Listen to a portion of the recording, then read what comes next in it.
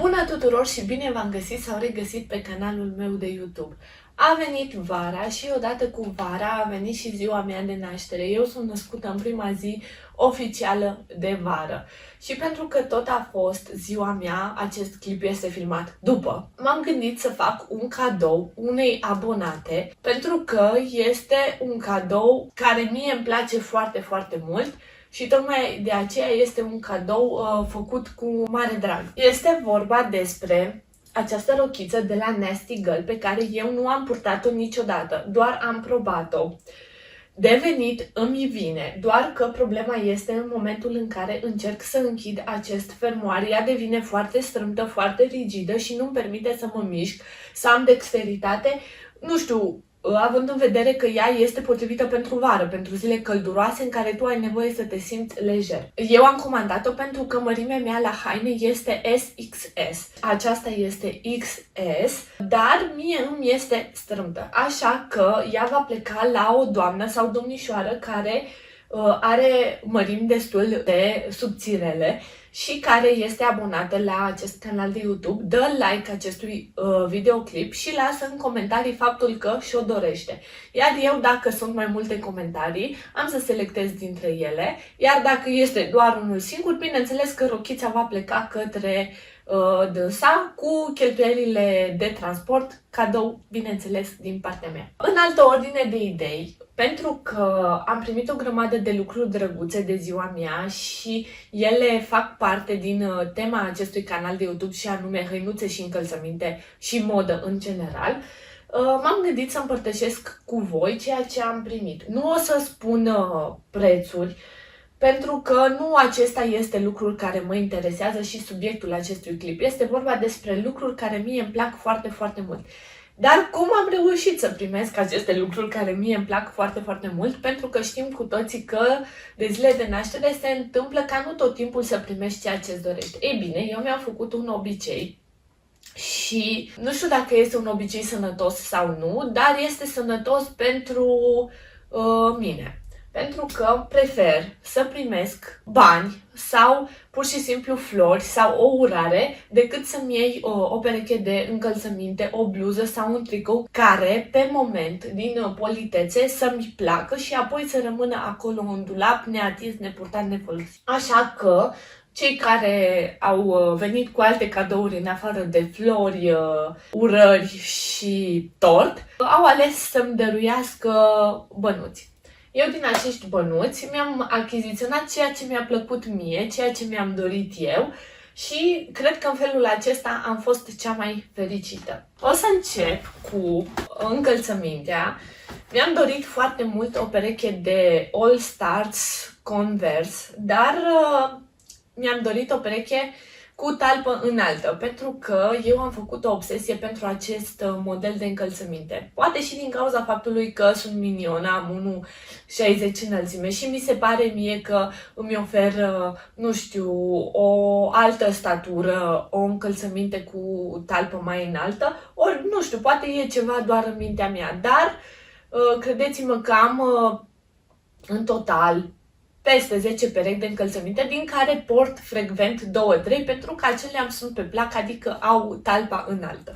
Și bineînțeles că și acești Converse nu aveau cum să fie decât cu talpă înaltă. Așa arată ei.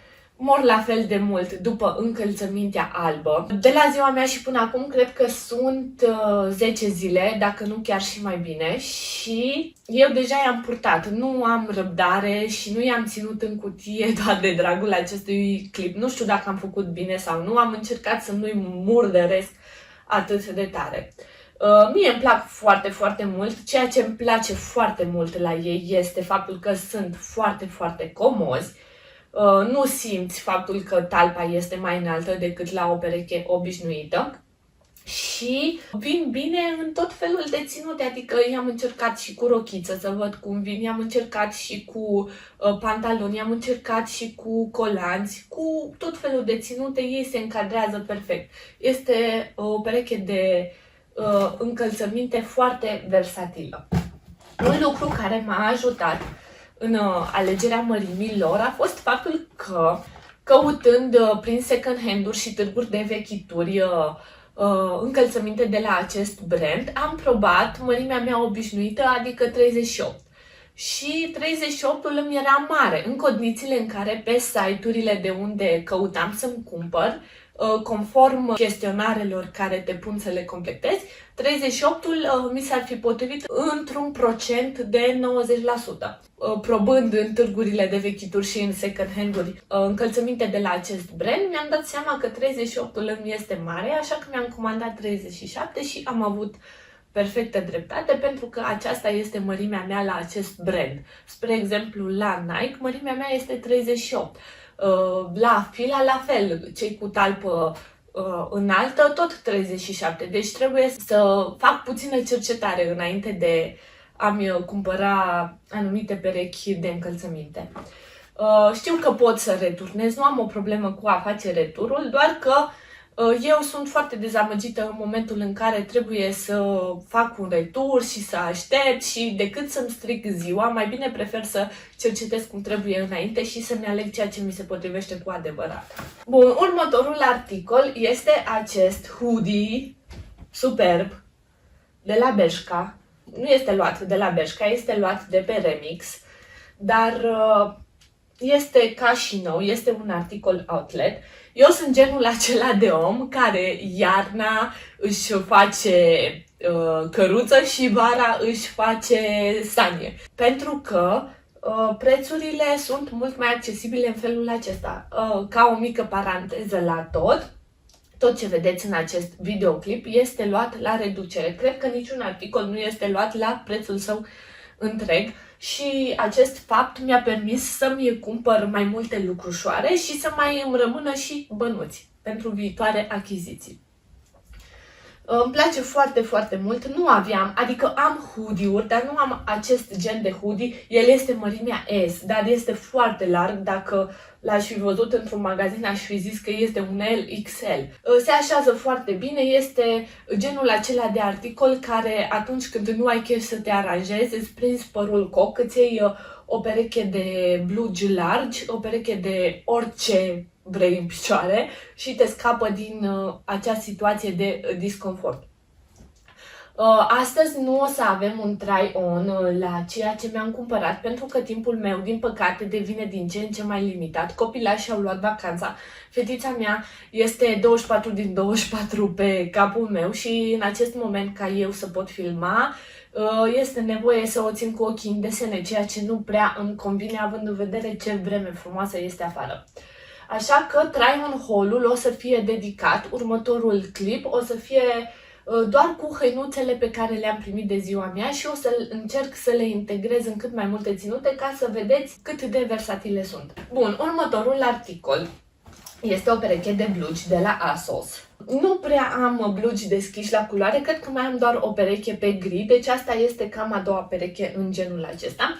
Ce îmi place foarte mult la acești blugi este faptul că în talie sunt foarte strânși, adică aproape că mă strâng puțin în talie, așa vin și în spate, dar începând de aici, exact de la această bată în jos, ei devin largi, stau cumva bufanți în această zonă, ceea ce îi face puțin mai deosebiți față de restul blugilor pe eu îi am în garderobă. Au fost destul de scumpi, dacă nu era să îi fi luat la reducere, nu mi-aș fi permis să îi iau, dar pentru că a fost o reducere de 80 sau 90%, nu mai știu sigur, a fost un preț ok pentru mine.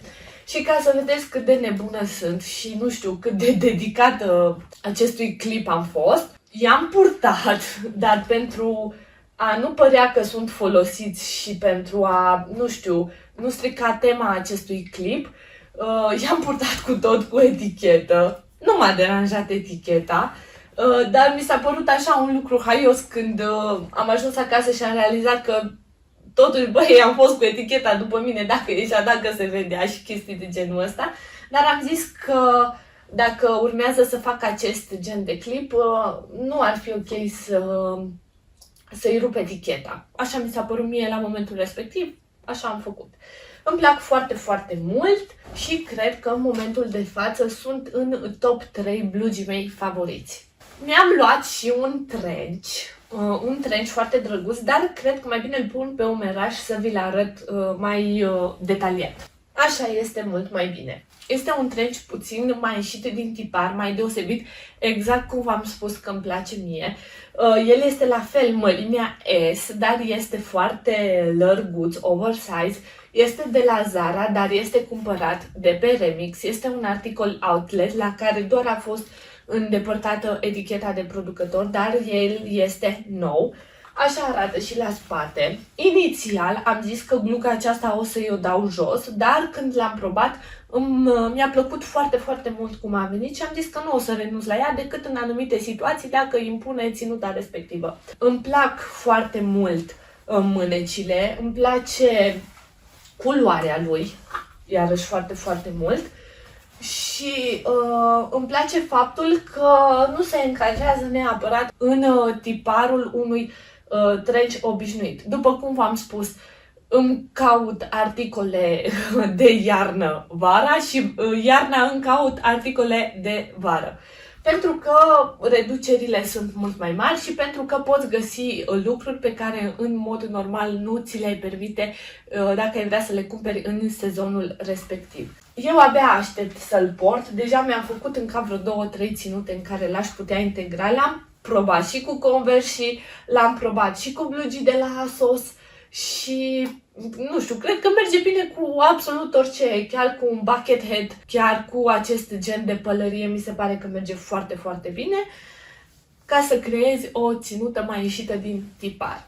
Următorul articol, de fapt și ultimul comandat de pe Remix, este această superbitate de rochiță. Nu am cuvinte să vă descriu cât de frumoasă și de deosebită este. Așa vine și la spate. Este un material foarte vaporos, foarte elegant, arăți pur și simplu ca o mireasă îmbrăcată cu ea.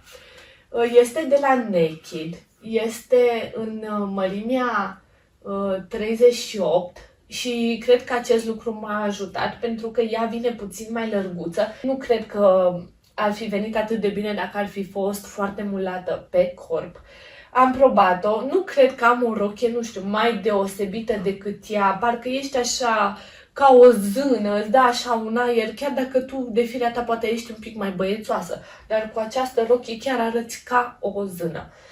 Și soțului meu i-a plăcut foarte mult și inițial stăteam, adică eram în dubii, mă gândeam să o iau, să nu o iau, o să o port, nu o să o port, dar și dacă ar fi să nu o port, așa ca o piesă de colecție în garderoba mea, eu zic că își merită locul, mai ales la prețul la care am luat-o eu. A fost tot așa, reducere de 90%. Nu știu cum am eu norocul ca în momentul în care vreau să-mi cumpăr ceva, fix atunci să prind reduceri din astea așa mari sau o perioadă, așa un val de reduceri. Dar zic că a fost spre norocul meu. Această rochiță mi-ar face plăcere să o port la cununia mea sau, nu știu, într-un loc din acesta deosebit, pentru că și modelul ei este unul foarte deosebit. Îmi place foarte mult. Cred că este articolul de care am fost cea mai surprinsă, pentru că de la el nu aveam nicio așteptare. Mă așteptam să nu-mi placă, nu prea părea tiparul meu.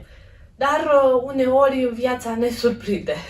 Mi-am mai pus și o comandă mică pe Sinsei, mi-am luat acest tricou, această pereche de colanți biker, mi-am mai luat această pereche de ochelari de soare, cred că mi-am mai luat încă o pereche de ochelari de soare și o pereche de pantaloni scurți basic, dar nu cred că mai are rost să vă încarc și să vi prezint și pe ei. Acestea le consider eu a fi cadourile pentru ziua mea, pentru că practic au fost cumpărate din bănuții primiți de la ziua mea. Sunt niște cadouri care îmi plac cu adevărat și care mă fac cu adevărat fericită. Vă sfătuiesc și pe voi să încercați să faceți lucrul acesta, pentru că senzația pe care ți-o dă lucrul pe care tu l-ai ales și faptul că ți-l poți cumpăra atunci când îți dorești tu, cred că este de neînlocuit. Clipul următor o să fie cu try-on haul-ul dedicat cadourilor primite de ziua mea și o să încerc să fac cât mai multe ținute cu aceste piese și Totodată am început să fac o mică curățenie în garderobă și dacă o să mai găsesc lucrușoare de care nu mai am nevoie și care vor fi în stare foarte, foarte bună, am să încerc să le trimit către fetele care mă urmăresc. Dar acest lucru rămâne să îl discutăm pe parcurs. Momentan, fetele care sunt interesate de rochița de la Nasty Girl trebuie să fie abonate la canalul meu de YouTube,